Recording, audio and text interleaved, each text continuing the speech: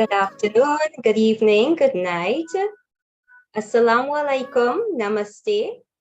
To all of you, depending on the time zone in which you live, because there are always people in this meeting from all over the world.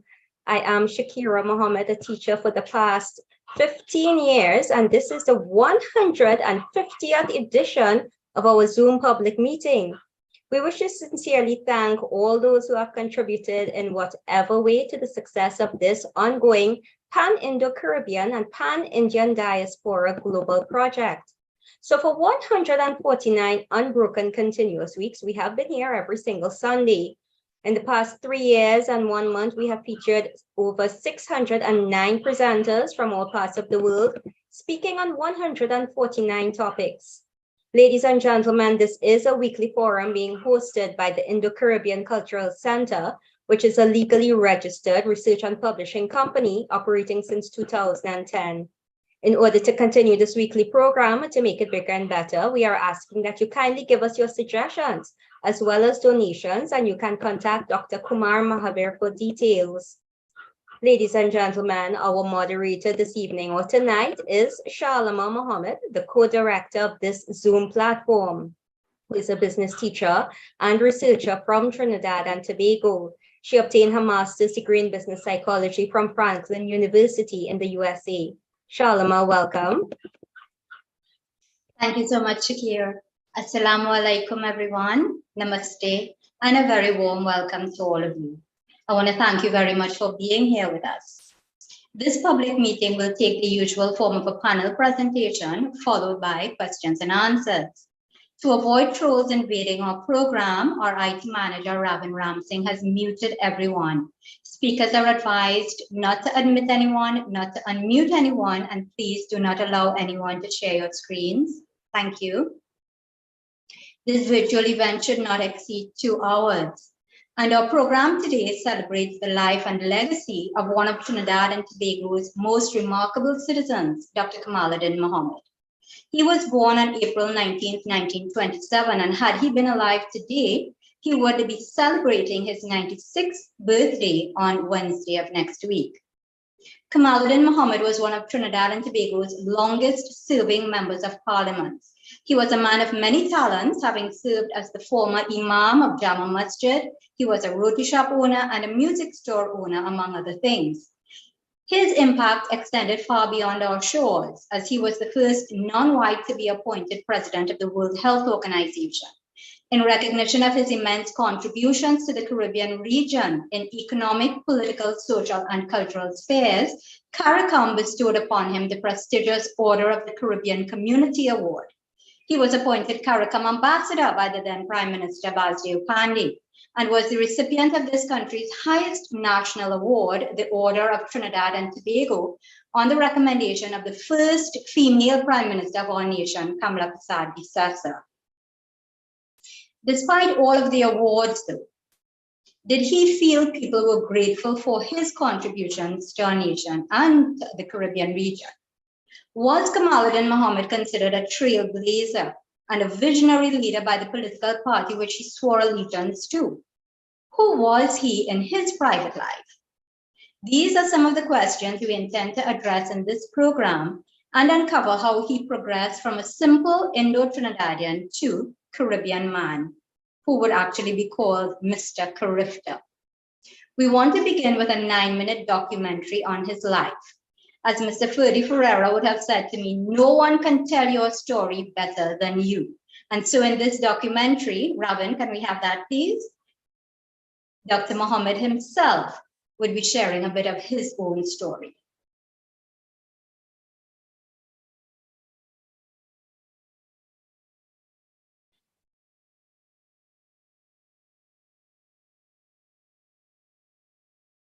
You must be charitable. 1956 marked the beginning of Kamal's 30 consecutive years of service to his country as a Minister of Government.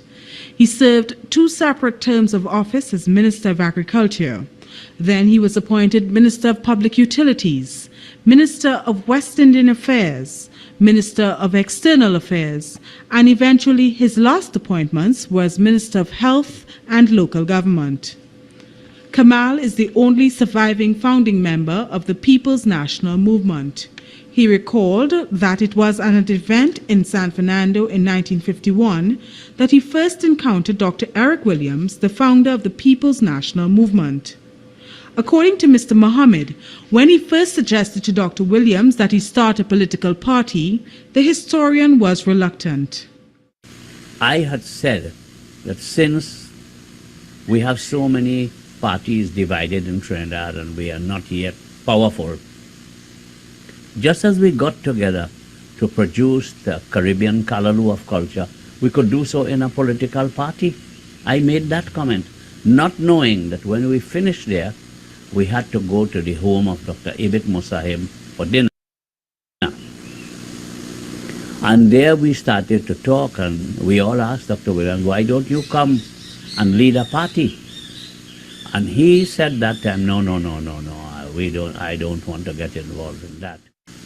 And I just got a call after that meeting, 2 weeks after, and he says, you know, Mr. Mohammed, I would like to have a little chat with you. I said, sure, sir, where and so on, because I had a little Vauxhall car. Williams had a Buick, and he used to live in Lady Chancellor Hill. We used to go to his house for meetings. And I said to him, would you like me to come to you, or would we meet somewhere else? He said, no, I will come to you. I've heard a lot about your famous Indian restaurant, and I happen to like curry and dal puri. So I'm coming for lunch if Thursday will suit you. First he suggested a Friday. I said, no, that day I have to go to the mosque. And he came alone, parked the Buick in front of my business, and he came with his pipe smoking and his jacket, half of his jacket burned out here with pipe thing. And he was such a charming man. And I was delighted to meet him because I had never, apart from the thing, met him. And we talked for about an hour and over a nice lunch. And he said to me, listen, if I am organizing, would you help me organize? I said yes. He said, well, I'll prepare a plan of action and I'll get back to you. Prepare the program. And he sent for me, and I went to see him at his chancellor home. He said, look, let us do a feel-out period first. I want to have a few meetings on independent subjects, not on politics.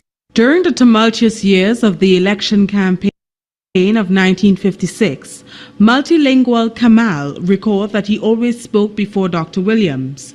But in Debe, he had to speak in Hindi to calm the tension caused by another speaker. When Winston Mahabir tell them the people in this area are suffering from hookworm in their brains, and people want to lick him down. So I had to come after, and when I went, I started a Hindustani man, and I melted the crowd with my speech. When we had our first meeting in St. Joseph, we had 10,000 people in that square on the hill opposite the medical clinic. And we had real people, and we had crowds, and William was a great speaker. While admitting that he was a scared greenhorn during his early days in Parliament, Mr. Mohammed said the debates in the golden age of the upper and lower houses is far different from what prevails today. You really don't have debaters. I mean, in the days when we were there, did you ever hear Bonnie Padma take on the opposition? He was scientific and very, very devastating, point by point. Did you ever hear Errol Mahabir, a non-university graduate like myself, debate? And when we went into debate, we had people used to really cup it up like a cup of Ovaltine. It was really nice. I would say, generally, in answer to your question, that I am disappointed that the standard of debates in the parliament is not up to standard, both from the government side and from the opposition side. We don't have those caliber of speakers, and you don't have fellas analyzing a contribution and dealing with the contribution. As soon as they start, they cut off into personalities and race and so on. That is bad. During his political life in 1978, he was elected to the post of President of the United Nations World Health Organization. and in 2005 he was presented with a Lifetime Achievement Award for distinguished contribution to the Bollywood movie and music industries in the Caribbean. Kamal says he has no regrets about his 40 years in politics, and as he reflects on the number of interesting people and world leaders he's met, he maintains his philosophy of humility, so much so that he devotes his Saturdays to meeting the public. It's difficult to say this one is the most memorable. So many amazing incidents in my life. As a minister for 30 years and an ambassador for a whole period, I always viewed people who come to see me with great humility, because somebody would not come to see you if they did not want something. And that is why when I started in 1956, every Saturday was allocated to seeing the public. And I was guided in all my thing. If I had to meet people or do something, I did it with humility, and I always tried. In all my official things, and if I have to speak, I don't abuse people. I always speak with a lot of humility. That, I think, has been so, and I'm trained that way, and at 80 now, I still behave the same way.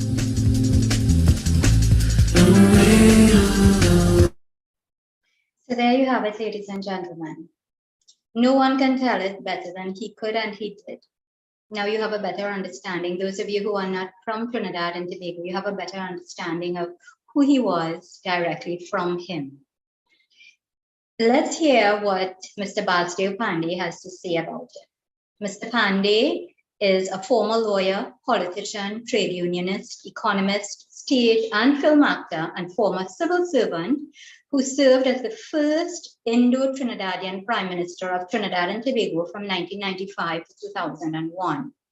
Mr. Pandey was, some would consider, as having been cheated from continuing to be Prime Minister by the then President A.N.R. Robinson, who appointed opposition leader Patrick Manning in December 2001 after the PNM and the UNC parties tied 18-18 in the polls. Mr. Robinson said that his decision was based on moral and spiritual values.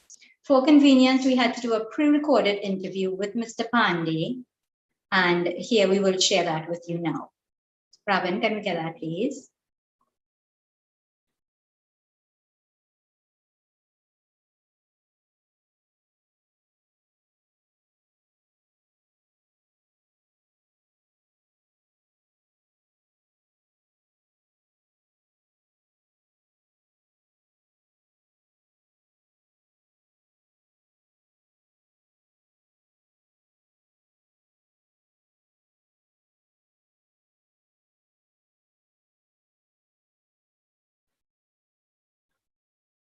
We need some audio.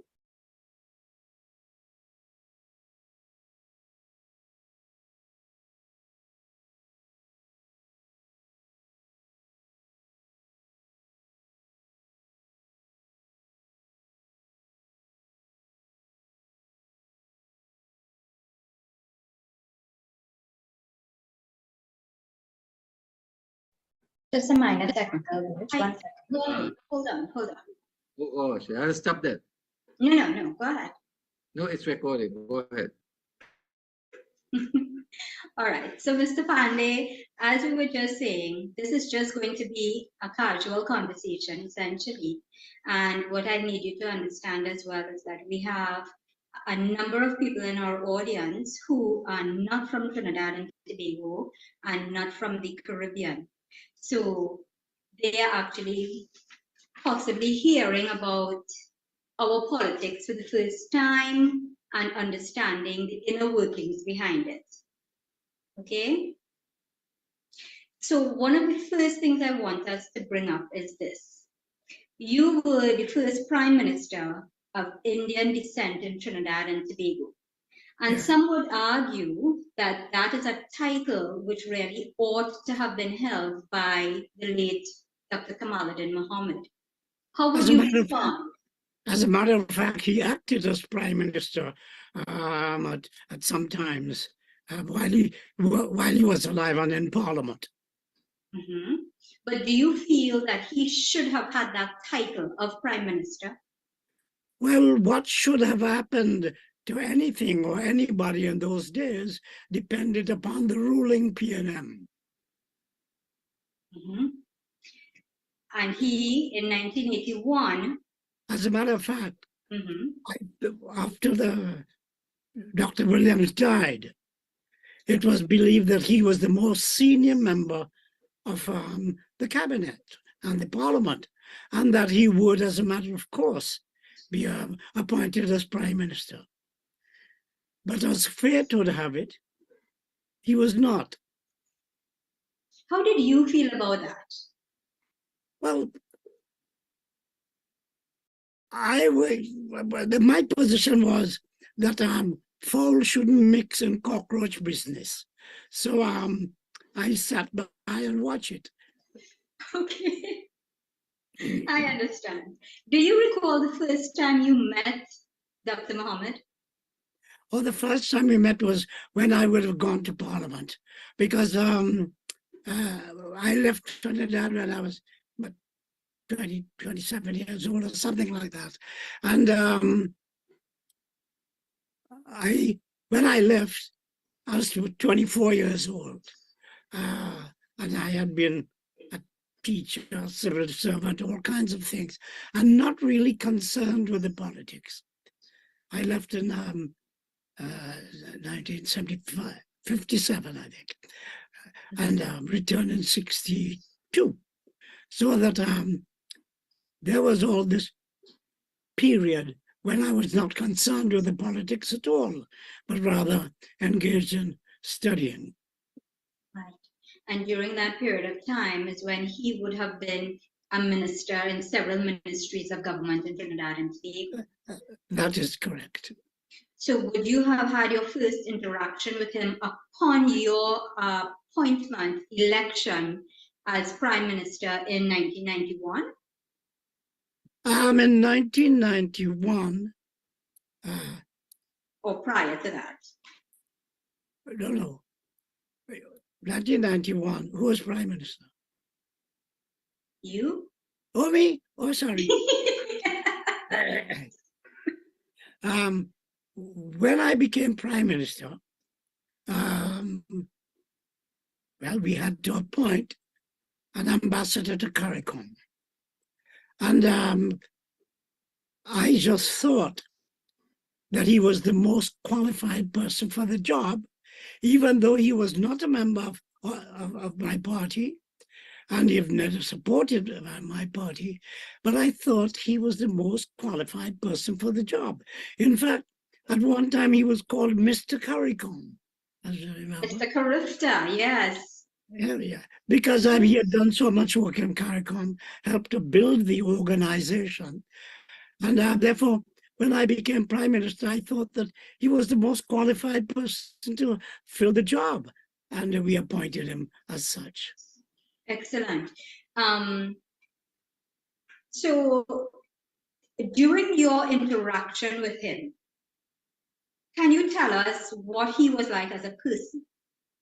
Well, a very charming person.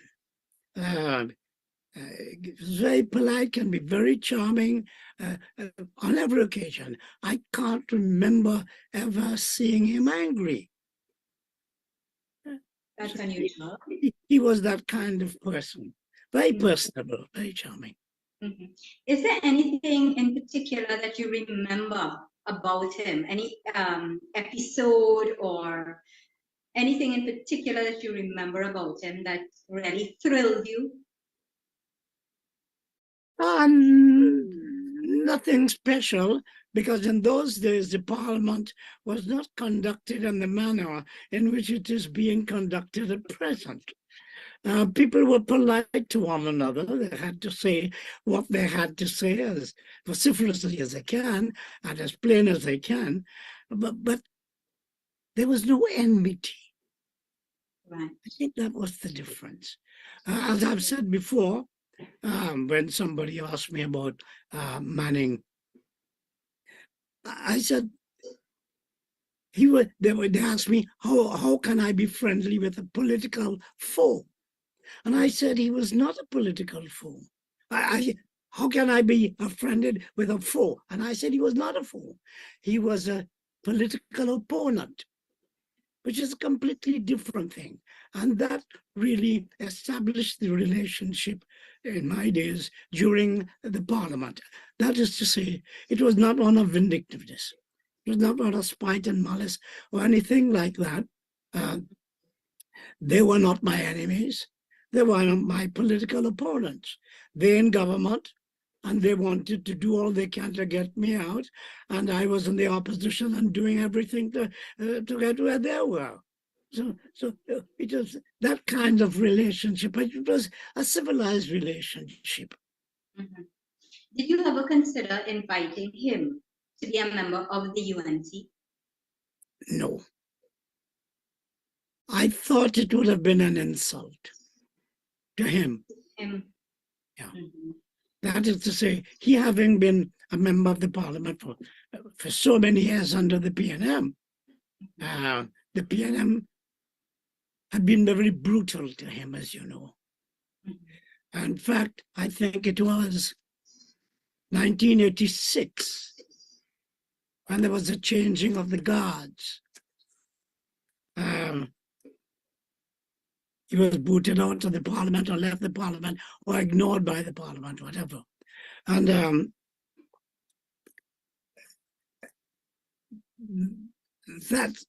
that was when he, I think, left the parliament or became silent about the parliament. We continue speaking to one another, but I respected the views that he was a PNM and probably still was. Yeah. I don't think he resigned from the party. But when I became prime minister, that didn't bother me. When we were looking for an ambassador for CARICOM, and I thought he was the best. As a matter of fact, one time he was called Mr. CARICOM. You remember? He had done so much good work for CARICOM. He was the best choice. But were you happy with that appointment? CARICOM ambassador, when he was a CARICOM ambassador, were you happy with that appointment? Well, I think he was doing his best as well as he can. CARICOM was young. It was trying to build itself, and he was playing a very important part in so doing. What was his most significant contribution to CARICOM, would you say? I thought he helped building it over many years. He did several things that helped the organization to grow. And I don't think you could point to one single thing. Okay, all right, no problem. Now, I want to come back a little bit to him being a member of the PNM for such a long time. Do you feel perhaps he was a token Indian in the party?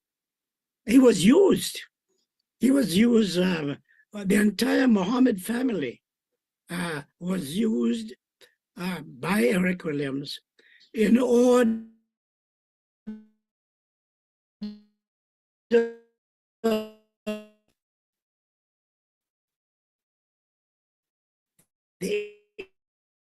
he was used. But can you say what about PNM to be used in that way? He didn't see it as that. I thought he saw it as an opportunity to be part of the government. And as such, I think he tried to do his best while he was there. But what was it about him in particular as a person, a Muslim Indian in Trinidad and Tobago, that gave him some kind of qualities that the PNM would have wanted? First of all, he was very popular. He used to be a radio announcer, and he was a popular person before he became a politician. Mm-hmm. Okay, so culture in the cultural sphere. Yes. Did you listen to his radio program, and were you also a follower of Mastana Bahar, for example? During the years that I was away, of course not. When I returned, I certainly did. Mm-hmm. Do you still enjoy Indian music? I'm actually trying to learn to play the harmonium. Isn't that something? Yeah. Impressive. I have only reached the stage of alankars. Okay, I don't even know what that is, but Okay. I imagine. That is I'm practicing. I'm just practicing at the moment. Okay. Self-taught. Okay, self-taught. Quite impressive. How You long see- have you been doing this? What you do on the computer, I can get something called alankars, which are exercises in playing up and down the scale. And in so doing, your fingers begin to know where the notes are. Well, I am at that stage of trying to know where the notes are. Very nice. So I know that the Mohammed family in particular would have been credited with really popularizing Indian culture in Trinidad and Tobago. Well, I think after he became a minister, his son, Sham, Rafi. he became the person that had taken over the cultural activities of his father. Yeah. And, I think he was in charge for a very long time. Yeah. So we've talked about what you thought of him as a CARICOM ambassador and what you thought of him as being a member of the PNM and so on. Interestingly, when I spoke with Michaela in trying to organize today's interview, she would have referred to him as Uncle Kamal. And I was led to think that, you know, there was more than just a parliamentary relationship between the families. Well, So she was a young person. He was much older than her. And the old Indian tradition where children don't call elders by their name, but by something, uncle or chacha or that sort of thing. And I suppose that was the reason why she referred to him as uncle. She wouldn't call him Kamal or Mr. Mohammed or anything. right. So was there though a relationship with you and his children, for example? The relationship was very cordial. In fact, I knew Sham, and later his daughter Hafiza's the name is Nafisa. Nafisa. And later I knew Nafisa. Got along very well, actually. There was no bitterness, no spite, and so on, no malice. So besides Church, do you admire anyone else in the PNM? I admire nobody in the PNM, for that matter. They were political foes. I was trying to get rid of them. Okay, that was just to kind of bring you back to, you know, the politics. I really wanted to find out from you, what is your take now on the PNM? I think in Trinidad and Tobago at the moment, there's a vacuum of leadership and therefore a vacuum of power. Nothing works, for example. Not WASA, nothing works. Because there is a vacuum of power. The persons who are supposed to be powerful and in charge seem unable to run anything. And all the institutions have broken down. People are now calling for guns in order to protect themselves. But you know, I find it very strange that no one has yet sought to determine the origin of our crimes, particularly with respect to murders. And it all began with the PNM creation of a dependency syndrome. That is to say, they gave people make work sort of things. They had no skills. And so they needed no skills because what they were doing were really receiving money for doing very little and laboring work or that sort of thing. And because of that, because they didn't need to have skills in order to survive. They didn't acquire skills. And so as long as the money was flowing, remember, Dr. Eric Williamson said, money is no problem. That is when oil was high. And as long as they were able to sustain that dependency, and they did it only to get votes, regardless of what was happening to the victims. They got votes. They made sure that they remained unskilled, otherwise they may have left. And that was the problem. What the problem is that now that there is no money, and they cannot sustain the problem, there have been people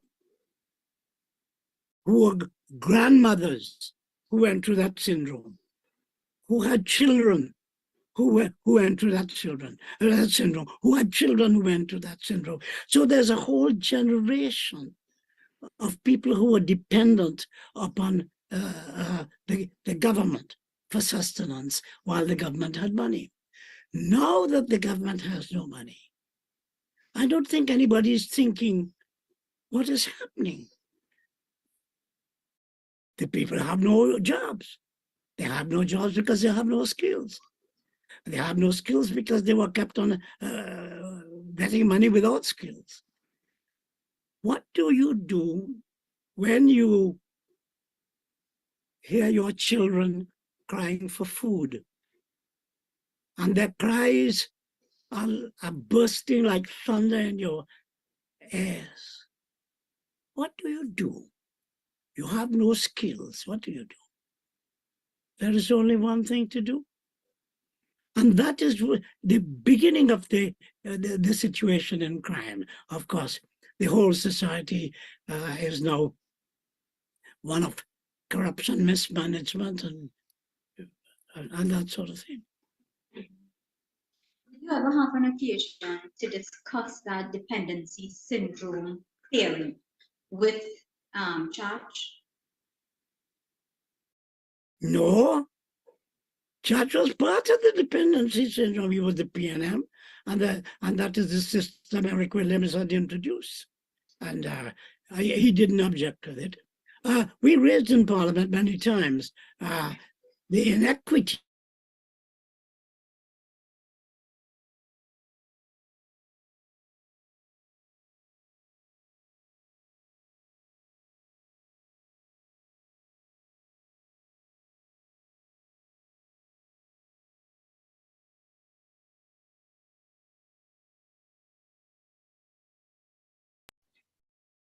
We seem to have a technical glitch there. The video has stalled.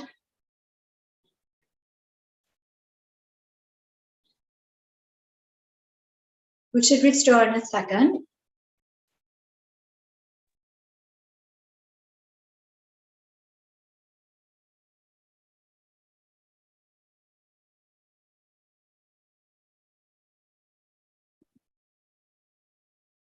Okay, it seems like we've lost connection.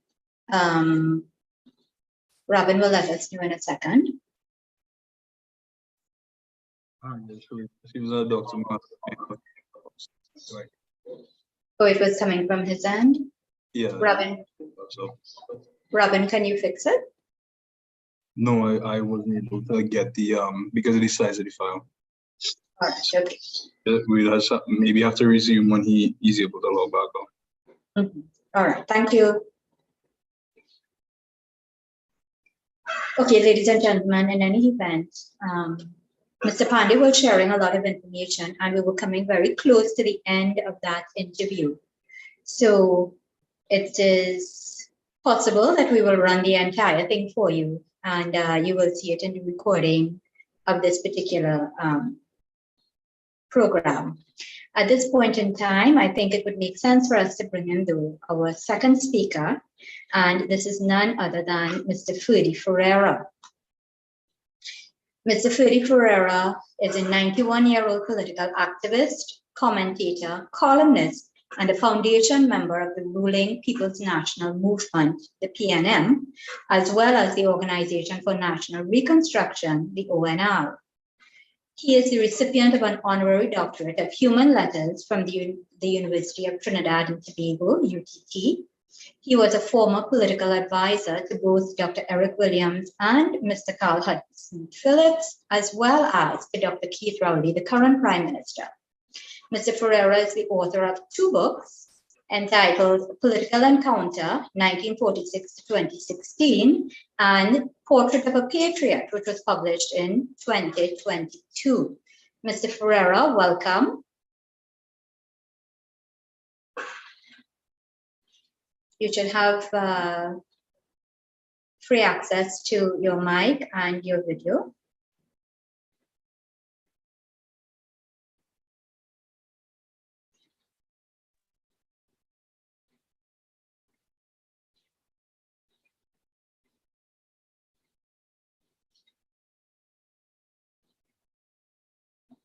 I'm not hearing anything.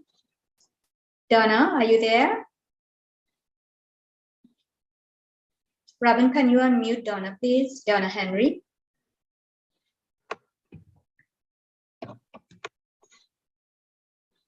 Okay. Hi, Donna. Hi. Okay, good. Are you hearing me now? Yes, and we are seeing you. Welcome. Yes, very good. Let me first of all, Okay, we will need to mute Donna Henry. Proceed. Proceed, thank you.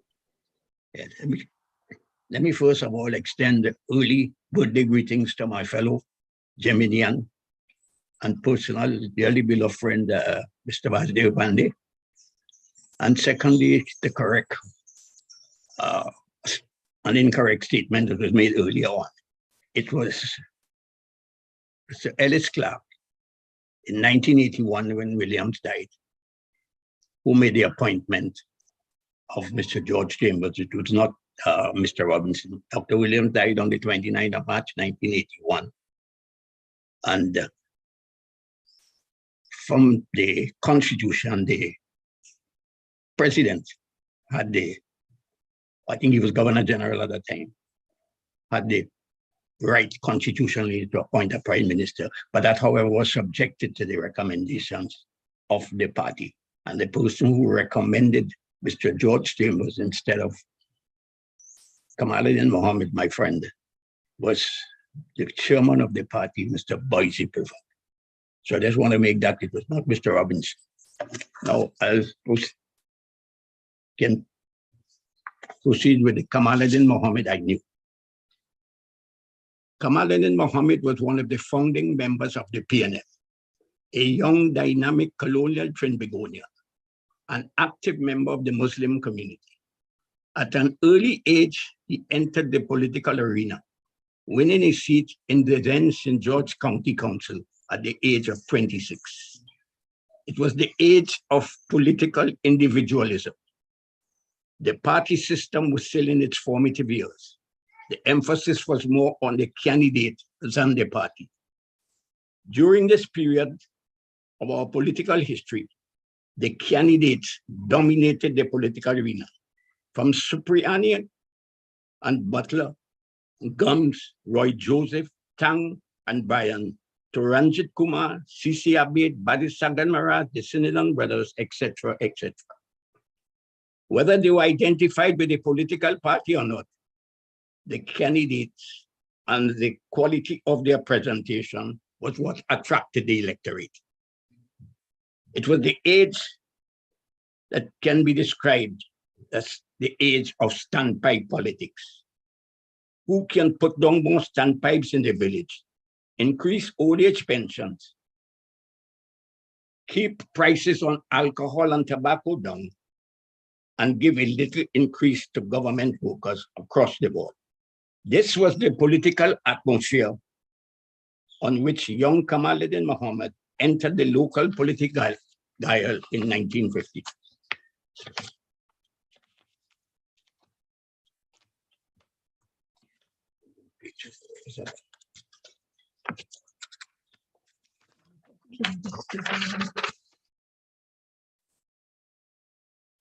In committing himself to his constituents in what was then the farming area of El Socorro, Aranguez, and a few other undeveloped suburban villages. In spite of their close proximity to the city, they were generally undeveloped, lacking in basic requirements for what can be termed civilized living. Water and storage facilities were limited.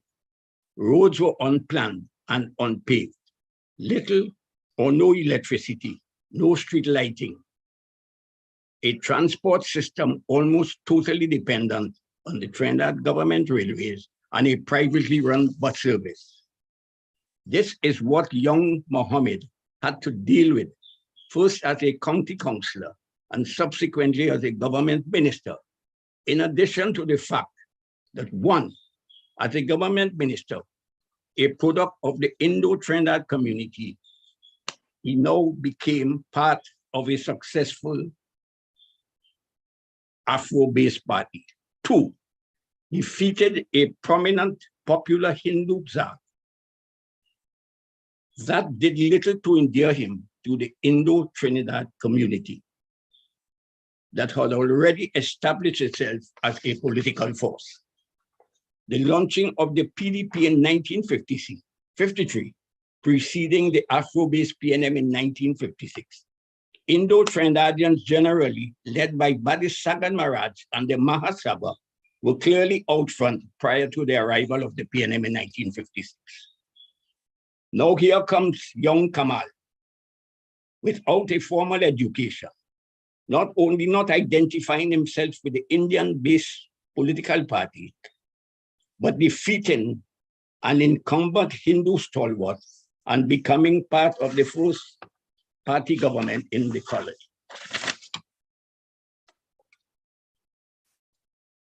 A government that did not include a Hindu representative. In spite of Kamal's identity with Indian culture and his initiatives like Patmatura, a predominant Hindu, in developing the culture, as far as the Indo-Trinidadian community was concerned, he was a Nimakaram, a betrayer of the cause and the tribe.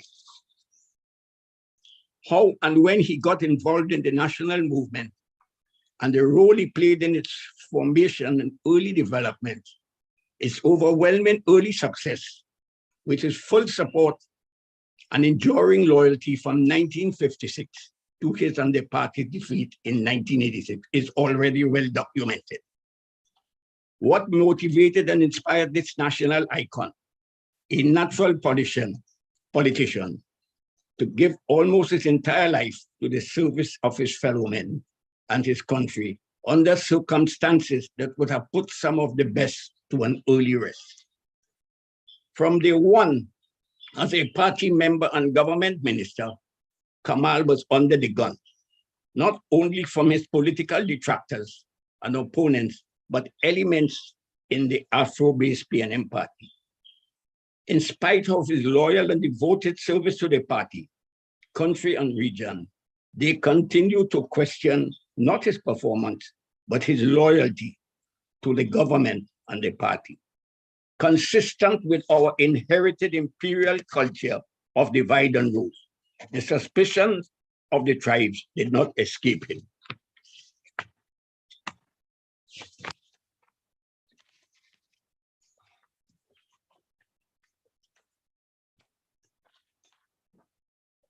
From the first portfolio as Minister of Agriculture in October 1956 to the other various portfolios assigned to him by the two-party prime ministers under which he served loyally, these suspicions continued from both sides of the political divide. To his eternal credit, as far as I recall, he never allowed his opponents and detractors to distract from the government aims and objectives during the performance of his duties or his loyalty to his party, government, and country. How he survived this double-barreled political activity from inside and outside the party is a story he and he alone can tell. From his first victory as a parliamentary representative on the 24th of September 1956, when he narrowly defeated Chang Camarades by a mere 109 votes, polling 4,223 to 4,114. There were allegations of vote tampering and the echoes of discontent that characterizes narrow election victories.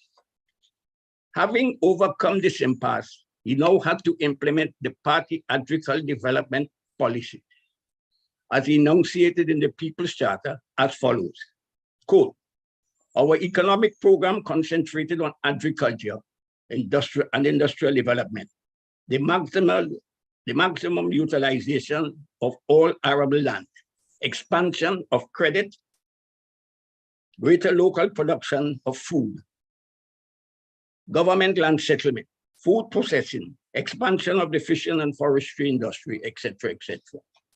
A tall order for a young, inexperienced minister sitting in the then Executive Council presided over by the colonial governor. Young Kamal accepted the challenge and proceeded to assist local farmers, providing them with unprecedented subsidies, making crown lands available to them with subsidized infrastructure, rehousing, fertilizers, drainage, and guaranteed prices for dairy products. It was a new beginning. Lest we forget, it was under Kamal's stewardship that the 1,400 acres of land in Wallerfield, released by the USA in 1966, these lands were distributed to local farmers. Most of the recipients of these valuable subsidized lands were of Afro-Trinbagonian origin. Kamal was placed under the political gun, accusing him of nepotism in giving one of his relatives a piece of crown lands to plant grapes, discriminating against Indo-Trinbagonians in the land distribution process. Friday after Friday, young Chacha, as he was popularly known, was placed under heavy manners by his opponents in the National Parliament. What a baptism for a young man without any formal education or experience, except for a short term as a local government representative. Now, in a government led by a brilliant colonial scholar of international repute, 2 Island Scholarship winners, Dr. Winston Mahabir and Dr. Patrick Solomon, a distinguished international sporting personality, an attorney at law, Larry Constantine, an aristocratic business tycoon and former mayor of San Fernando, Gerard Montano, an agricultural industrialist of Caucasian origin, Mr. John O'Halloran. Yes.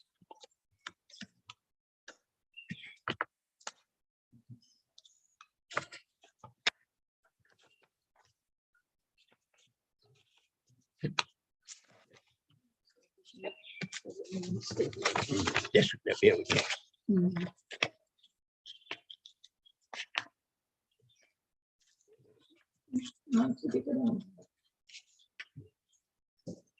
Yes.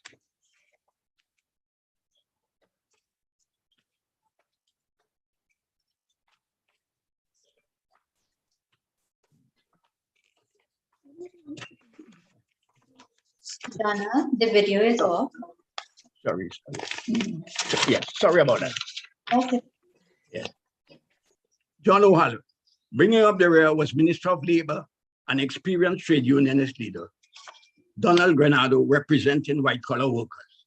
It is against this background that we must evaluate and analyze how Kamal successfully navigated such turbulent political waters for 30 years as a minister in the Executive Council, self-government, under Premier Dr. Eric Williams, and onwards to independence, republicanism, the death of our first prime minister, the still questionable circumstances under which he was bypassed for the party and government leadership, in spite of his seniority, experience, and performance as a minister, performing in several other ministries during one of the most significant chapters in our political history, if not the most significant since the Declaration of Emancipation, the transitional period from colonialism to independence, where you either get it right or suffer the consequences of getting it wrong.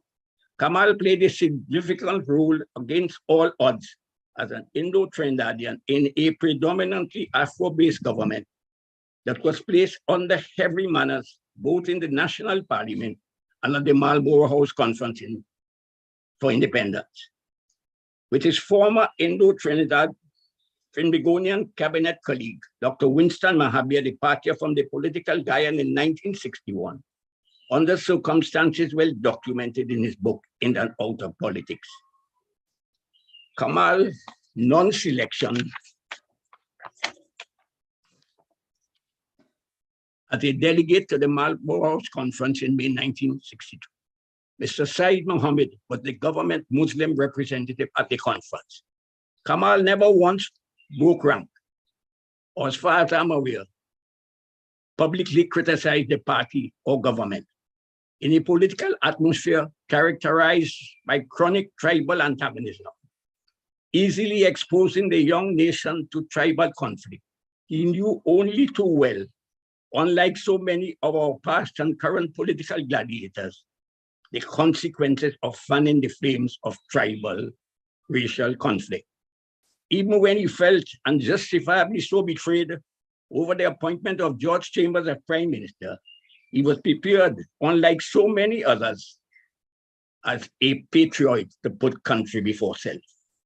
He continued to serve his constituents with devotion and commitment as their representative, turning the once sleepy and depressed villages of El Socorro, Aranguez, and its environment into one of the most successful suburban areas in the country. Sawa Hill, the once prestigious glory of Sawa Barataria, north of the Crazy, Kamal single-handedly converted Sawa Barataria, south of the Eastern Main Road, into one of the most enterprising areas in Trinidad and Tobago, making it the new Mecca of Sawa Barataria. In addition to bringing his young brother, niece, the rest of his family and relatives into the political arena, keeping the Sawa Barataria area relatively safe for his party and government for 30 years, which is loyalty and devotion under two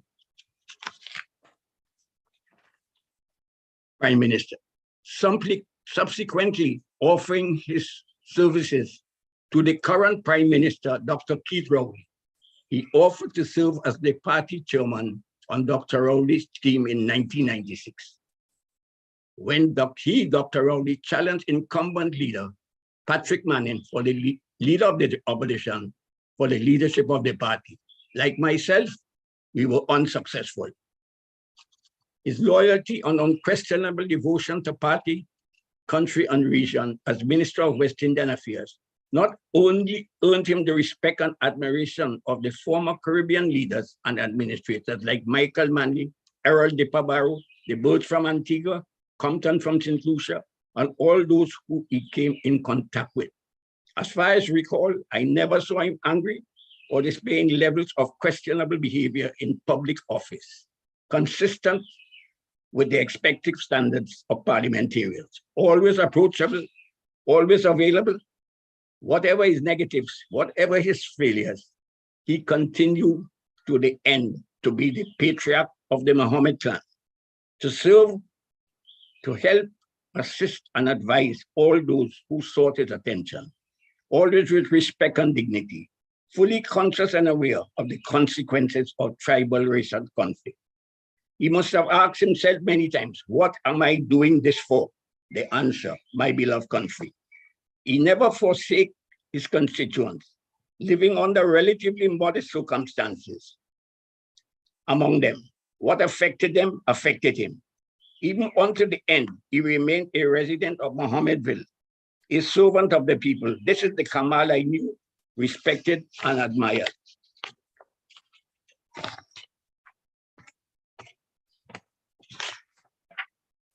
In the words of the late, great Nelson Mandela, quote,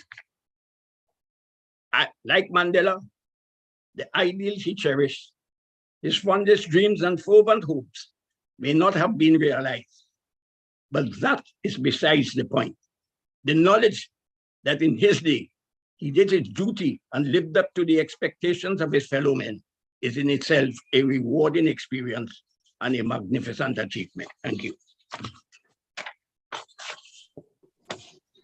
Excellent, Mr. Ferreira. Thank you so much. It was a very insightful presentation, and of course, some information in there that very few others would have been able to share. So I really want to thank you very much, and I'll ask you to please just hang on with us until Alim's presentation is done so that we can have some questions posed to you from the members of the audience.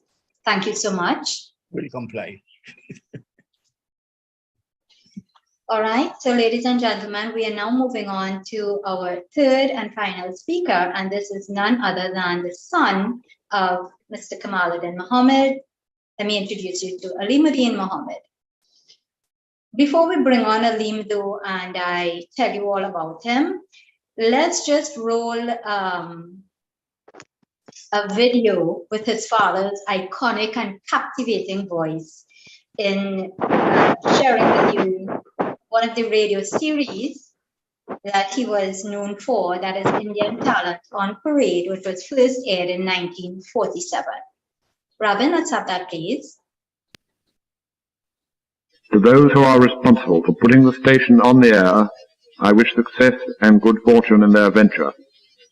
To those who tune in on wavelength 31.16 or 231.65 meters, I wish good listening.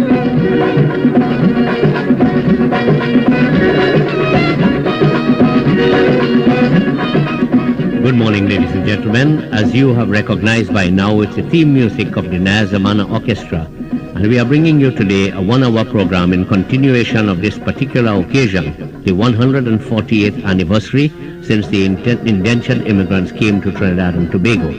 So we ask you now to make yourselves ready and sit by as we have a most entertaining program for you for the next 60 minutes on your Sunday morning Indian hour. This program is coming to you with the compliments of the National Commercial Bank of Trinidad and Tobago. मुबारक हो मेरे प्यारे भाइयों और बहनों, इस वक्त आप कमालुद्दीन मोहम्मद की आवाज़ सुन रहे हैं। आप रेडियो ट्रिनिडाद से आज खास प्रोग्राम ये हिंदुस्तानी आज़ादी के लिए मनाया जाता है। मैं आपको दावत देता हूँ अपनी कामों से ज़रा सी मोहलत देकर और आज के मस्तानों को सुनने के लिए तैयार हो जाना। है बहारे बाग़ दुनिया चंद रोज़, देख लो इसका तमाशा चंद रोज़। ऐ मुसाफिर कूच का सामान कर, इस सरा में है बसेरा चंद रोज़।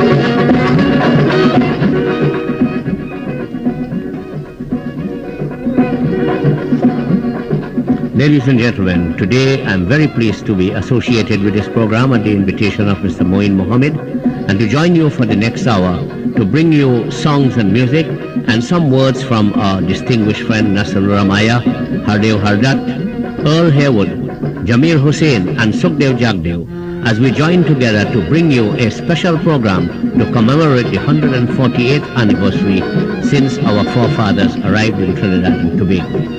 We'll begin this program, however, with a bhajan, Tum Hi The Vanahar Kanhaiya, and this is done by one of the pioneers of Indian music in Trinidad and Tobago, the late Taran Pasad.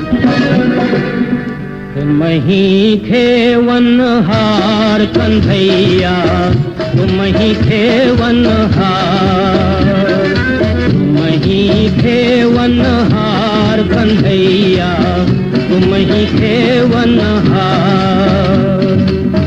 कहर नदिया नाव पुरानी, कहर नदिया नाव पुरानी, टूट गया पतवार कंधैया, टूट गया पतवार कंधैया, तुम ही थे वनहार कंधैया, तुम ही थे वनहार।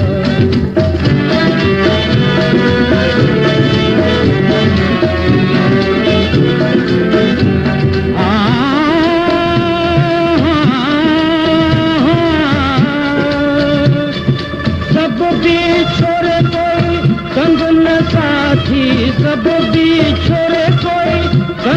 साथी, डूबत हूँ मझधार कंधैया, डूबत हूँ मझधार कंधैया, तुम ही थे वनहार कंधैया, तुम ही थे वनहार।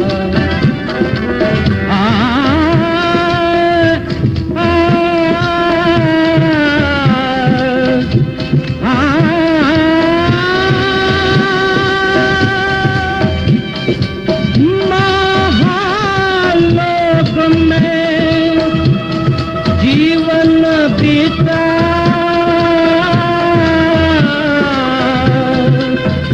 कुछ न किया उपका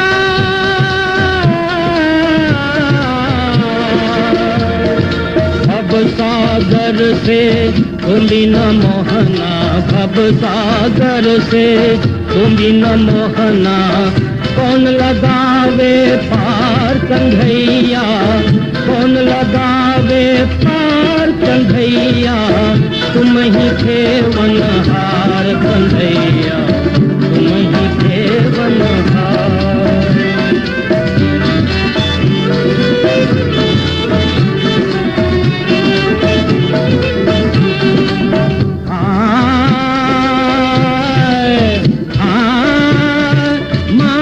पिता और बेटी बेटा खूब ये सिंगार मात पिता और बेटी बेटा खूब ये सिंगार दुख के साह में कब छुर जाए दुख के साह में कब छुर जाए मतलब There's just something about Kamaluddin Mohammed's voice. And I don't know about you all, but it was a hair-raising experience for me when I first heard that. It brings back so many memories because the Mohammed family, him, Shah Mohammed, Moeen Mohammed, those voices just, they mean so much to us in Trinidad and Tobago. Ladies and gentlemen, let me just welcome his son. So Aleem is the chairman and managing director of ALM Insurance Agency. He's a businessman. He's a religious, cultural, and community worker, and someone who has been with his father on many of those political adventures. And we are going to hear directly from Aleem. I just want to augment Aleem's presentation by showing you some pictures as he speaks. So Aleem, you want to go ahead? मोडेला बुरा अच्छा है तो क्या होता है वही होता है जो मंजूरी खुदा होता है Generations and millions may wish for evil to befall you, but that only happens with the will of the Almighty Allah. And the second one, खाकी लिबास में हम एक काकसा रहूं मैं हम दर्द हूँ जहाँ था खिदमत गुजार हूँ मैं. And what it says, I am clothed in material made from the earth. Therefore, let me be humble. I am one of the family of humanity. Therefore, let me dedicate my life to mankind. And this is the words of my late father when he started his programs on the 26th of September in 1947 on Radio Trinidad. So this is one of the things he started his program with, and it continued by both Uncle Sham and Uncle Moeen when they took over the radio station. Right, so basically, as a son, I was involved with him in the development of his political career. I worked along him in the political arena in Barataria constituency as a team, and we did a lot of work together in the politics of Barataria constituency. I had the honor and pleasure of working with him when he was Minister of Health. And I took the opportunity in 1974, he took me to Geneva, Switzerland at the World Health Conference. And then 4 years later, he became president of the World Health Organization. I must mention too that when the People's Partnership came into government in 2010, the first chore of the first task that was done by Kamaluddin and her government was to honor him with the Order of Trinidad and Tobago. That was for the independence celebration. After which, in 2011, Dr. Clem Sankat called me and told me they were giving him the honorary doctorate at the University of the West Indies, which he accepted. But in 2012, unfortunately, he was not well, and he had to receive the Order of CARICOM when our Prime Minister, Kamaluddin, attended a committee meeting in Suriname, and it was proposed by then Foreign Affairs Minister, Dr. Surajratan Rambachan, that Mr. Mohammed be given the Order of CARICOM. And he did receive it, but unfortunately, he did not go. I went to St. Lucia. I addressed the audience with a standing ovation because I threw back memories of CARICOM, from CARIFTA to CARICOM to CSME, and I received that honor of the Order of CARICOM. It was a great but very momentous occasion. It was very sad, to know that he was not well, but I went, and it was an honor for me to receive that award for him in St. Lucia.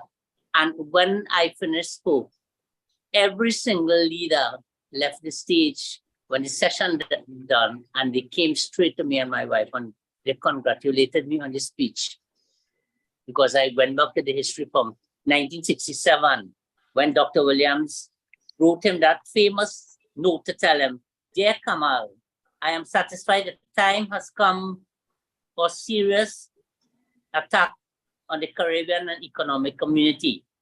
The university studies have begun to appear.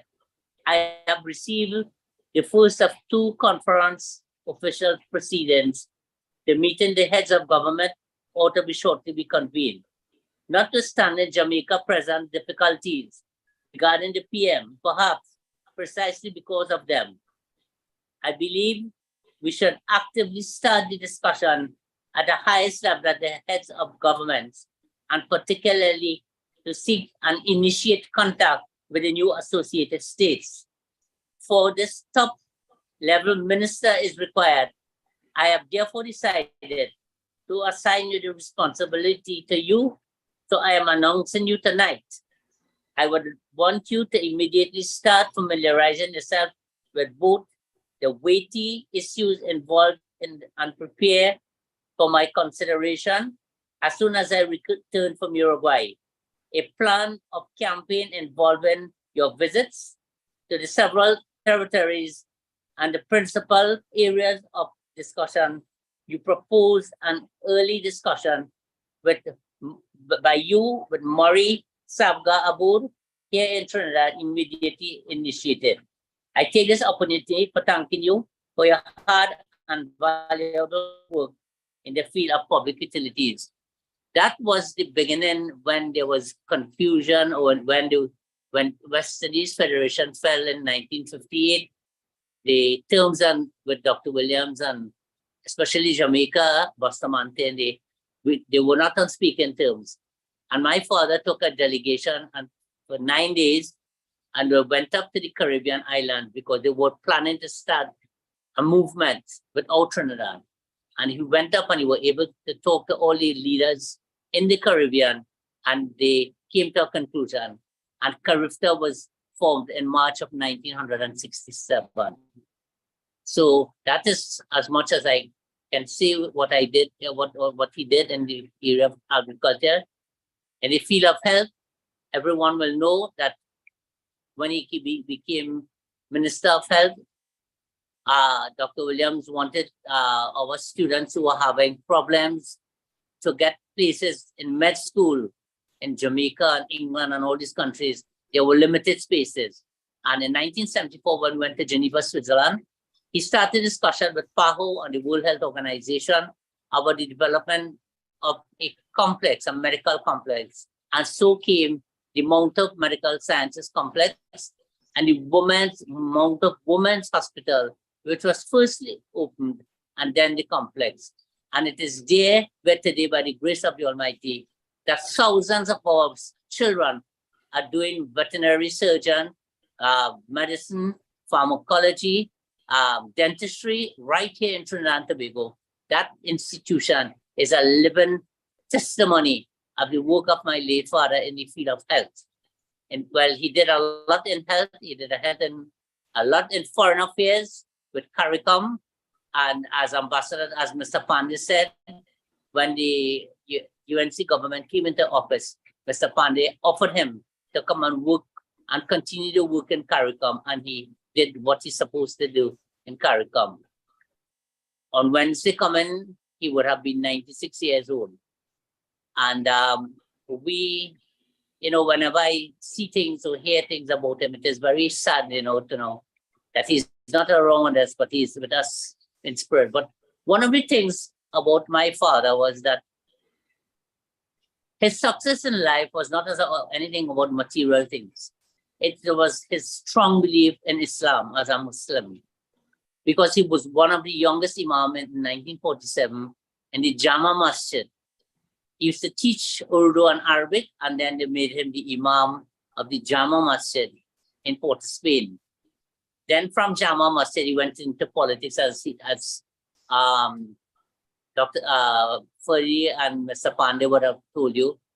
He went and when Dr. Williams went, he went to the Dil Bahar restaurant. That was a restaurant where our store was, which was called Windsor, was built after Dil Bahar restaurant, and it's there where the politics started with him becoming part of the PNM.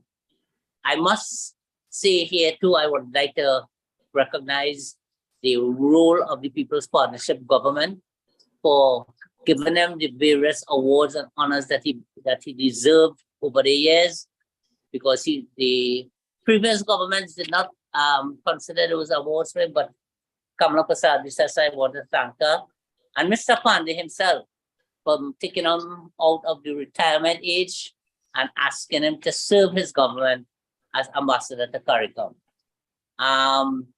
In culture,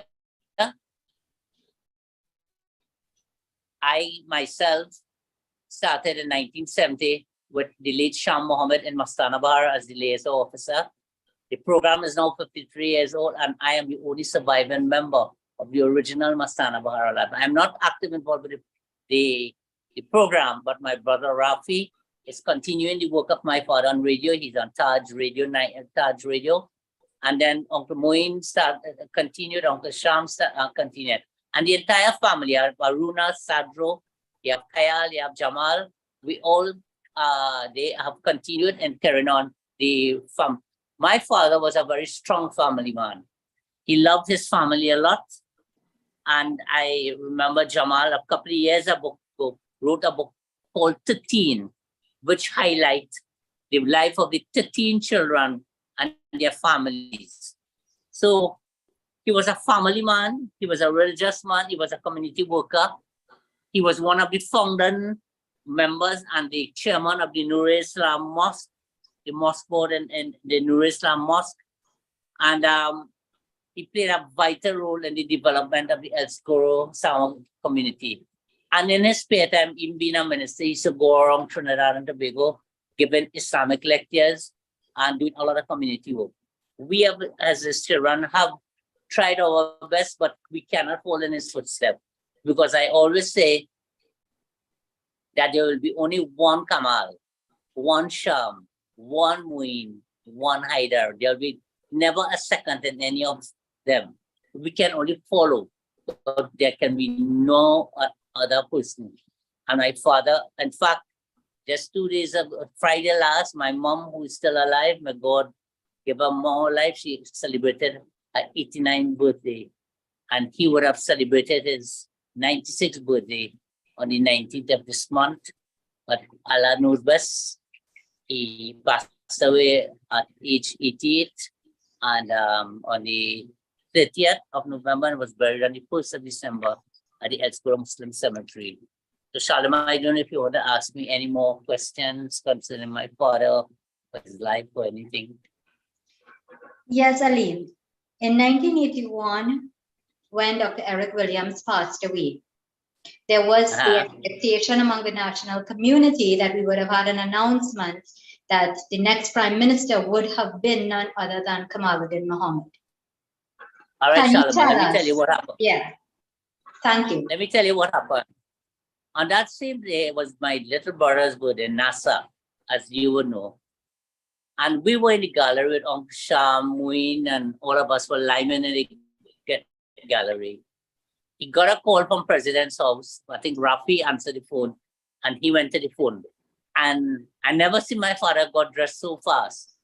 He got dressed, I don't know where he found jacket, tie, everything. And we saw him hustling. And we asked him where he was going. He said he now got a call from President's house and to come right away. So there was a guy named Mr. Bisun Bir Singh with him. So Sham said, look, you don't go alone, let Bisun go with you. So Mr. Bir Singh went with him and they remained hours. We don't know what was going on in President's house. But when he went there first, then Errol Mahabir came and then George Chambers came. I'm not too sure. I don't want to say more, but I think discussions were taking place at President's house. And when he reached, he was escorted into a room and he was told that Dr. Williams passed away. Well, obviously, there was no doubt in my mind that and his family and the country that the automatic choice of prime ministership would have been him. But instructions were given to President Clark that they were going to appoint George Michael Chambers. It was while they use the constitution, yes, but Sir Ellis Clark, if he had his way to make the decision on his own, Sir Ellis Clark would have appointed my father as prime minister. But party directive, he was bypassed over Chambers. But you see, how do you know that that President Ellis Clark would have selected your father? I still know more on it, but I know the person of Ellis Clark. But the decision was a party's decision. When we knew who was there at President's house tonight, we knew what took place in President's house, and we know why it happened. And it's the month of Ramadan, and I am saying that if Ellis Clark had his way, he would have appointed my father as prime minister. Because I will tell you, how did your father feel? How did he express to you all that Mr. George Michael Chambers was the prime minister and not him? Well, when he came up the step, we asked him what happened. We got a hint before. Somebody called Uncle Samuel, he was an MP at that time, and said Williams died. So we all thought that, well, we didn't say anything. But when he came up, all we saw he walked up the step, went inside, came back out, and then he said, well, Williams died, and they appointed Chambers as prime minister.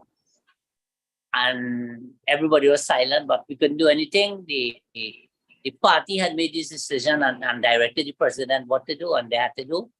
And like as a humble person, he went the next morning, they went to the parliament, they called a special sitting of the parliament, they paid their tributes to Dr. Williams, and then he, Mahabir, and Chambers all went to President's house to swear in Chambers as prime minister. And as it is, my father remained with Chambers as prime minister. He worked with him. One thing I must say that Chambers recognized his worth, and he put him on many occasions to act as prime minister during his absence from Trinidad and Tobago, which he discharged his duties, and he continued. In 1986, for the elections, we knew the NAR had formed into one with the alliance with the UN, ULF, and everybody. It was a very bleak situation because it was a strong force, but he was hesitant in going back up for election. I'm telling you that. But he said no, he's going back up.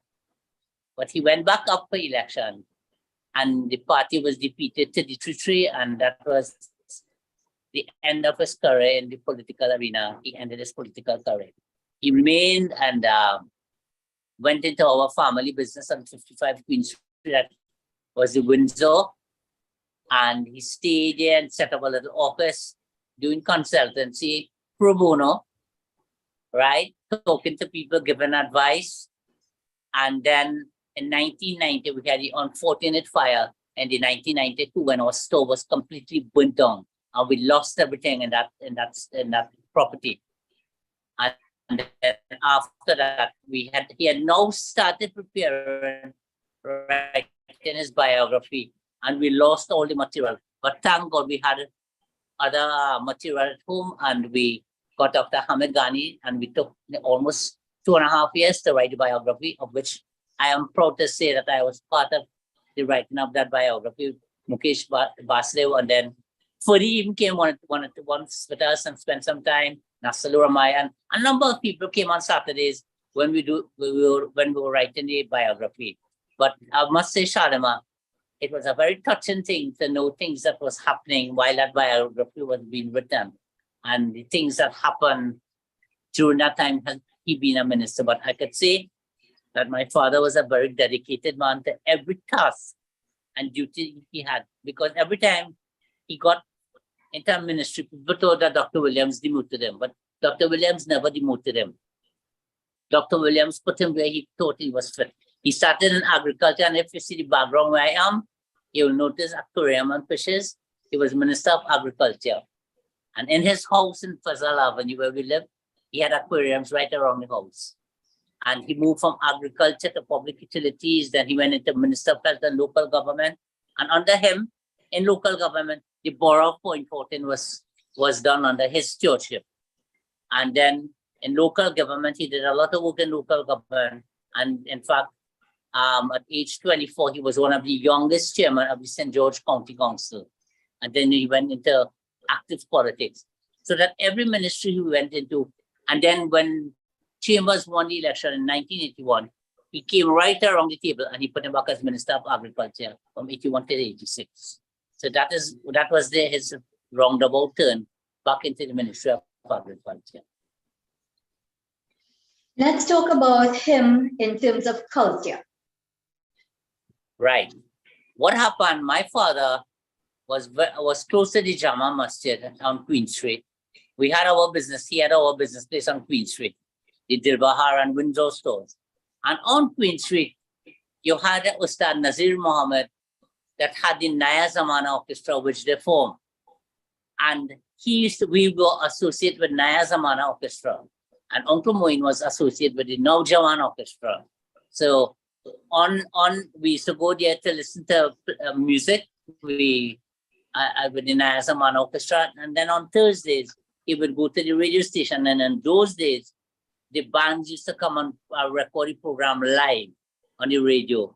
So those programs were recorded live and then played. He started a program called the Sunday Morning Indian Hour.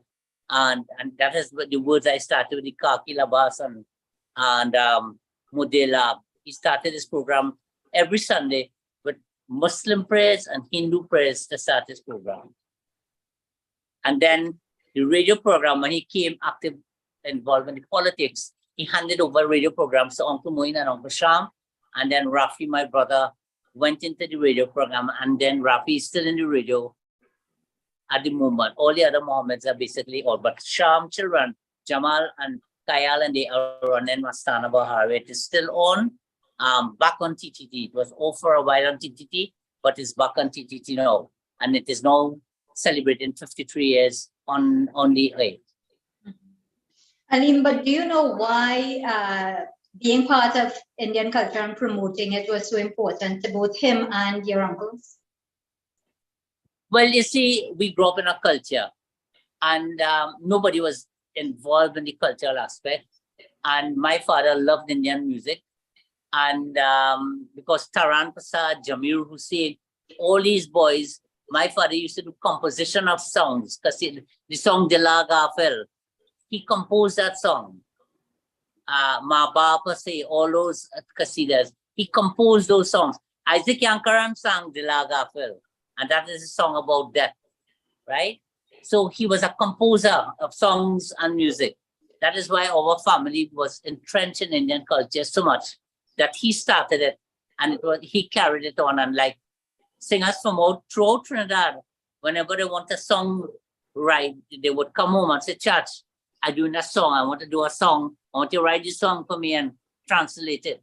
And he used to sit and write for them. He said, write for all the singers. Ustad Jagru Kawal, James Ramsewak, all these singers used to come home. Every Saturday, they would come at our home in Fazal Avenue. And then subsequently, when he came to Mohammed to live, everything. So Saturday activities in Mohammed was culture and constituency and meeting the people. That was our culture. That is why we stayed in it. And then he was involved with the Nur Islam Mosque as chairman, which he was one of the pioneers for the building and construction of the Nur Islam Mosque, which is now still standing tall. Yeah. Well, we have a lot of food for thought. I want to thank you very much for sharing so much about him that we did not know. And again, I just, I must say, Chatama, before I go, that in addition to Trinidad, he got awards from Nigeria, Brazil, Venezuela, the highest awards when he was Minister of Foreign Affairs during his period, to said that he was recognized worldwide for his contribution to the world politics and foreign affairs. And rightly so. I want to open up the floor now to our audience. We have a number of people here who would have known him, I believe, and I think we should have some questions from them. So, ladies and gentlemen, if you would like to pose a question to Alimuddin Mohammed, the son of Kamaluddin Mohammed, and Mr. Ferdy Ferreira, I will ask you to please indicate by raising your electronic hands. You can look at the base of your screen. You will see the reactions button. Just click on the reactions button and you will see a raised hand there. You can go ahead and raise your electronic hand so that you'll be able to make a comment and ask a question. And of course, we have Mr. J. Nair. You didn't wait this time, J. Thank you very much. Can you unmute? Thank you, Shalima, and thank you, Alim. It brings back a lot of memories of mine too, being in a family full of politicians and fighters for our freedom in South Africa. Two questions. One, was your family part of the indentured laborers that came into Trinidad and Tobago? Or were you passengers that came in as business people for business? That's one question.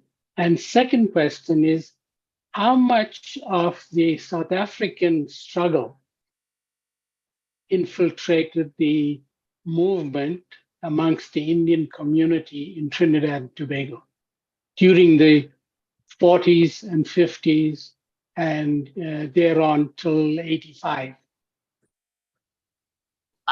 With respect to our family, I think it would have gone from like our great grandfather who would have come from India, and then the generation started there.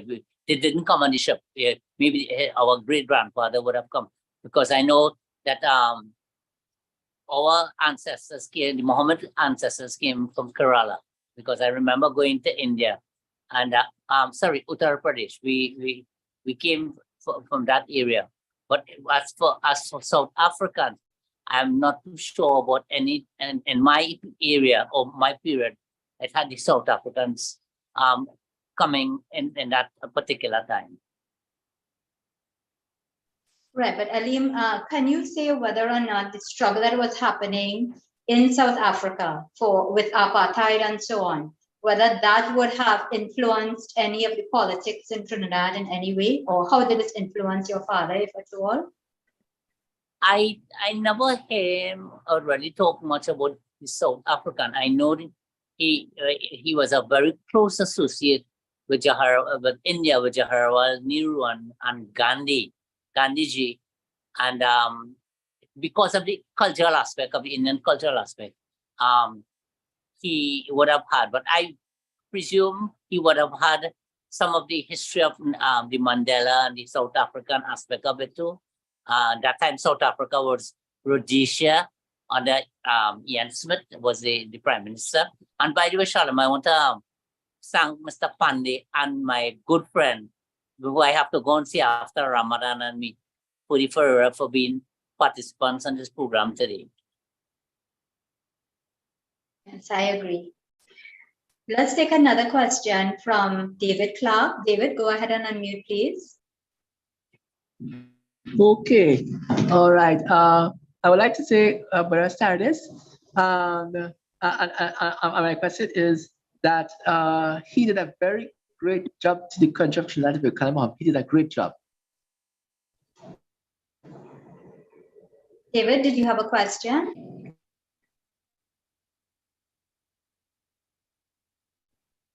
Yes, I would like to know that he did a great and wonderful job to the people of Trinidad and Tobago. Okay, thank you very much. All right, Dr. Indira Rampasad, go ahead, please. Good afternoon, everyone. What a wonderful, enlightening, insightful presentation. My question is to whoever wished to answer it. I think Mr. Pandey might be in a position to do so. It's really how did the Hindu population at the time react to Mr. Kamaluddin Mohammed's role and function and ascendancy in the PNM party, because Mr. Pandey himself embraced him as a friend, but understood the professional distance with regard to the politics. So I would just like to know, how did the Hindu population react to his role there in the PNM? Okay, let me just. I can answer that. I will answer. Aleem, I will ask you to Indira, answer that. 1 second, please. Just before Aleem responds, I'll just advise everyone that unfortunately Mr. Pandey is not with us. He had another engagement that he had to attend to, and therefore we had to pre-record his presentation. So any questions that you have can be posed directly to Aleem and to Mr. Ferdy Ferreira. So Aleem, go ahead, please. And Indira, I think we know each other well, right? You would know that my father and our family did a lot of work with the Hindu community, because my father, Bade Sagan Maharaj and Sat Maharaj. But in fact, my father and Sat Maharaj celebrate their birthday, whether it's January, February, March, on Good Friday. My father was born on Good Friday. And our relationship with the Hindu community, even though he was a government minister, he did do a lot of work with the Mahasabha, with the school, with the formation of the denominational boards like TIA, ASHA, Mahasabha, in an effort for government at that time to give grants, like what they give, like now what they wanted, like what this government wanted to do now, like the Concordat, but it was under his time with Shafiq Rahman and all the leaders, Bade, Sat, all these people. They sat down and they worked together with the Hindus and the Muslims and all the religious bodies to form what is called the denominational boards. So there was no bad blood. In fact, my father embraced the Hindu community. In fact, our family, is well entrenched in the Hindu community. Moin was married to a Hindu. My brother is married to a Hindu. So we don't have no distinction between the Hindus and the Muslims in Trinidad. We like one family. So he was well loved. In fact, my father would go to a Ramayana and he would read from the Ramayana and sing the bhajans and so on. So we have no problem. That is where the Mohammed family grew up. I think you would know that, Indira, from our strong cultural ties. I just wanted you to reinforce that, Ali. Thank you. Yes, I know that, because I know you're a lover for our family and you know the contribution we have been making all these years for Indian culture. And in fact, we got branded at time and said our family was only Hindu culture because we only promoting Hindu culture. But that is not the point. It is culture, Indian culture. It has nothing to do with Muslim or Hindus. And I just want to add that your family has also been heavily involved in the UNC. For example, Yes. Your uncle Sam Mohammed has been an MP under the UNC. Right. So, and I think am also a member of the UNC. Right, Nafisa. So we are still there. We are still there. We left the PNM when in the 1990s because Mr. Manning did not see fit to use the talent of the older people like Mr. Mahabi and my father. had Dr. Joseph and Padmorong, but Pandey, Mr. Pandey, saw the value of the Mohammed family, and he embraced my family. And then we are all now, I could say we are not the whole family, but I can say for myself, and a number of us are involved with UNC, and I'm proud to be a UNC. Yellow and proud. Thank you very much. Thank you, Indira. Thank you, Alim. I want to ask Mr. Ferdy Ferreira to please give us your opinion on the Hindu, how did the Hindus feel about Dr. Kamaluddin Mohammed?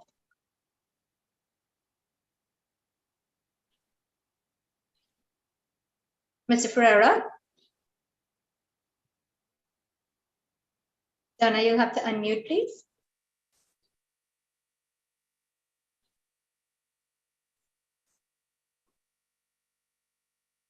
Okay, well, I'm not hearing him. I'm not too sure. Salama, let me answer that question for you. You did. As a matter of fact, let me answer that question for you. The thing is that when my father joined the PNM, a number of Hindu people came in, like the Oja Maharaj family, the Sinanan family, the Rohan father, or the whole Sinanan family were part of the PNM. He brought in a lot of the Hindu community into the PNM. That is why Teddy Rohan took up, his father was not a politician, but a lot of families came and they got involved and they helped, and they were not too actively involved in the electoral politics, but they were involved with the PNM. So that there was no form of anything that the Hindus were accepted in the PNM.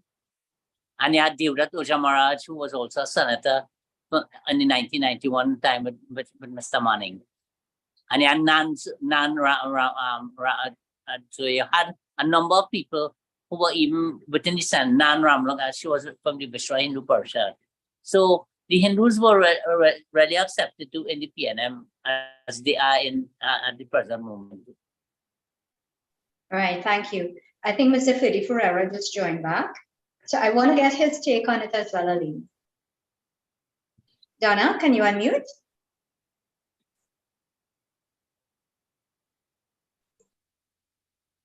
Still, perhaps they're having some connection issues.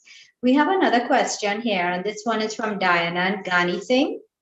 Alim, he says, years ago, I went to a funeral at Waterloo, and I think he meant your father and Mr. Pandey were attending another funeral.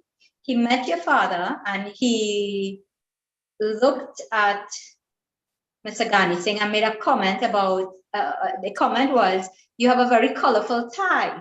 And Mr. Ghani Singh responded, it is not as colorful as you, sir. So Mr. Ghani Singh is saying both your dad and Uncle Sham had left the PNM and aligned politically with the UNC.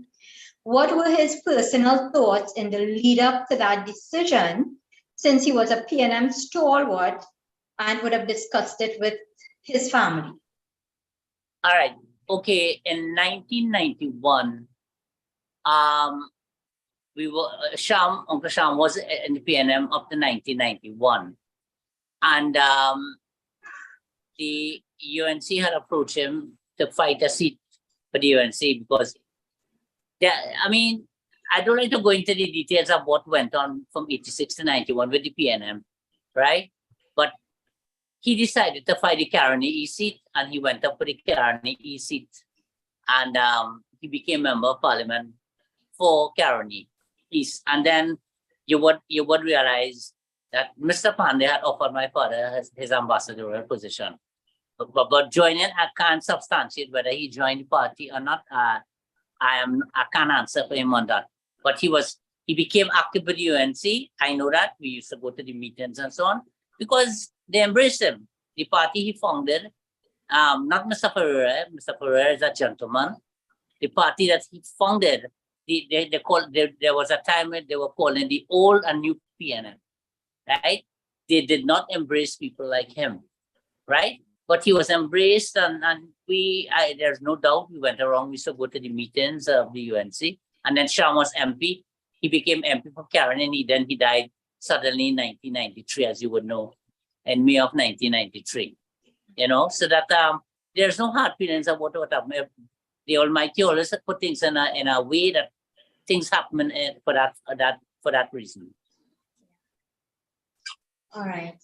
I'm not seeing any other raised hands. Is Mr. Ferreira hearing me?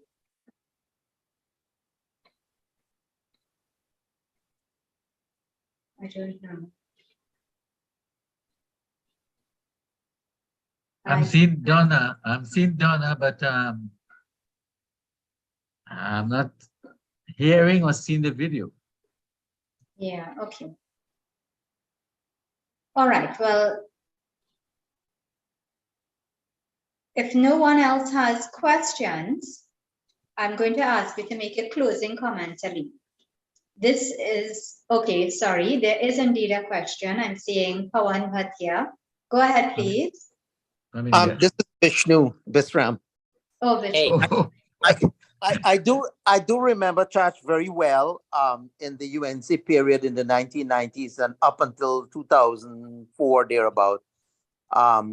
We used to whenever I came to Trinidad, we used to meet and we used to talk about issues within the UNC, particularly when there was a conflict between Mr. Pandey and Mr. Maharaj, and I had asked him to intervene to see if he could bring reconciliation between the two.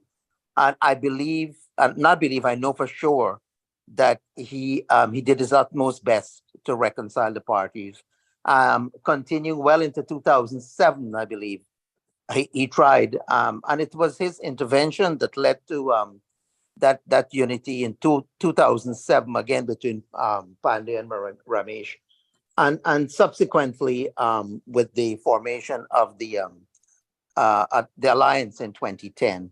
So Church was very helpful, was very active in UNC politics behind the scenes. Certainly not in public. I don't think many people were aware of it, and I don't think many people knew that he was working behind the scenes as well for this reconciliation between Pandey and Ramesh. Vishnu? Yeah. Vishnu, I was glad to hear your voice. My greetings to you and your family. Thank you. I was around in those days with you too. You remember you used to Lyman Barata? I did. I did come Right. to see your father a few times at home, yes. Right. So I was around in those days too, and that whole panchayat scenario with the Ramesh tolerance and trying to bring all the parties, because my father, as you know, Vishnu, always believe in unity, right? After the 2007 election with Vincent Dukaran and the COP, he wanted unity, and they got unity through Jack Warner, bringing all the parties together. My father's life was unity. That was it, bringing the Muslim community together and one, bringing the Hindu community. My father's middle name was unity and humility. I think you would know that. Yes, of course. Okay, so it's been a very interesting and revealing conversation. And Halim, is there anything you want to say as a closing comment? Salama, I would like to take this opportunity to wish the nation as we do two things. On Tuesday, which we call Shafqadar night in the Muslim community, and then on Saturday, all being well, Eid al-Fitr, Eid Mubarak. And Shalom, I want to thank you, and I pray that the Almighty Allah will continue to bless you and your team and my brother Kumar and your entire team for bringing such a program, because I remember last year Kumar asked me, and probably it wasn't the time, but what happened? Today is the day, and it has happened. I'm hoping you can send me a copy of that recording of this program today. But I want to thank you and your team, and I want to wish your team God's continued blessing for the excellent work you all are doing to bring to the fore information that what people does not have in Trinidad for all these years about certain people and certain things that took place in our small, beautiful Twin Islands state.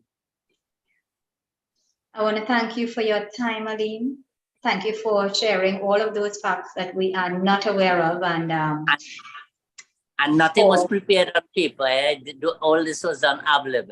Yes. Thank you so much. And I want to thank Mr. Ferdi Ferreira as well. And I hope that you already do meet and have a little chat. Yes, I have to meet with Furi. He sent me his number. Furi, we have to meet, because he was a great friend of my father. Because in my father days, when he was Minister of Public Utilities, Furi was the boss down in the port. He used to work Port Authority. Nobody in Trinidad and Tobago and the Caribbean know about the port than Furi Ferreira. They can bring who they want and do what they want. When you want to know about port operation, talk to Furi Ferreira. Yes, so we could possibly plan a program around that and have an open discussion about it as well. So I want to say thank you both to you and to him. And ladies and gentlemen, at this point in time, I want to thank you very much for spending the evening with us. And I hope it was as enlightening for you as it was for us. So let me turn you over now to the chair, Shakira. Thank you, Shalama, for being a wonderful moderator as always. And remember that we are still looking for more Indian elders over 80 years old to interview live next month for part 9 of this series. We are asking their children and grandchildren to help us in this oral history project. So anyone across the world, we would like that assistance, and this will be a fantastic opportunity. Thank you all for taking the time to participate, and thank you especially to the speakers. As I've said before, this public meeting is being hosted by the Indo-Caribbean Cultural Center, and you can feel free to contact the ICC to publish your books and your reports. Remember that we are asking you to give us your suggestions as well as donations, and you can contact Dr. Mahabir for details. Thank you to our advisory and planning team led by Dr. Kumar Mahabir, and thank you to our IT manager behind the scenes, Ravin Ramsingh, who has been recording the program and will edit and upload it to our website and to YouTube permanently for posterity. Our topic next Sunday will be the caste system, origins, history, practice, solutions. Please visit our YouTube channel, see all our past recordings. I am Shakira Mohammed of Trinidad and Tobago saying goodbye. May God bless you all. Dhanyavad. Thanks, everybody. So it was so wonderful. Anybody has any comment of the record? Yeah, Kumar, it was a great program. It had a lot of nostalgic memories, you know, and what I said. We're not finished.